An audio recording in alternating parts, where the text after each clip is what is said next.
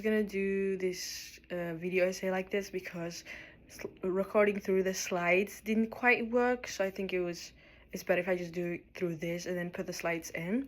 So let's get into it. I have decided to go with Aladdin from 1992. I have watched this movie like a million of times, and honestly I love it, but looking at it through like the lens of this class, I realize it's the perfect example of Disney finally finding its new identity after the dark ages of the 80s. It's like a peak of that Renaissance era where they stopped being afraid to be funny and fast-paced. I wanted to look at how this film bridges the gap between the classic hand-drawn history we've studied and the more modern pop culture heavy style we see today, basically. So let's dive into it.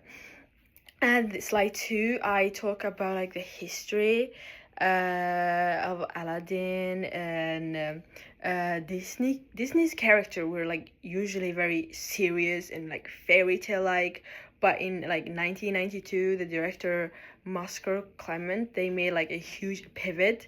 They hired Robin Williams as the genie, which like changed everything for the studio's characters and values. This was like a massive creative problem solving moment. They realized they could combine the historical material of hand-drawn animation with a new kind of energy. It wasn't just like a kid's story anymore. It was like a huge cinematic spectacle that proved Disney could be cool and relevant. And back in the days, Disney just a fairy tale popped up, one way. It was like not one way and the other. It was just like one way Disney was.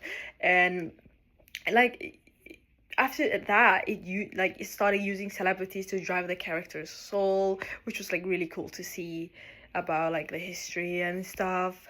And in slide 3, I talk about the animation's databank visual spectacle.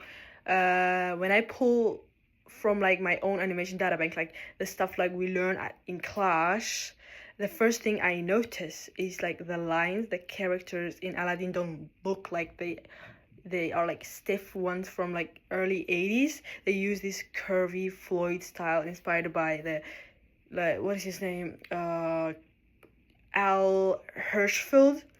This allowed from a stream of consciousness style animation where the genie could shift shape instantly. You also have the Cave Wonders, which was an early use of like CGI. This shows their creative process, blending new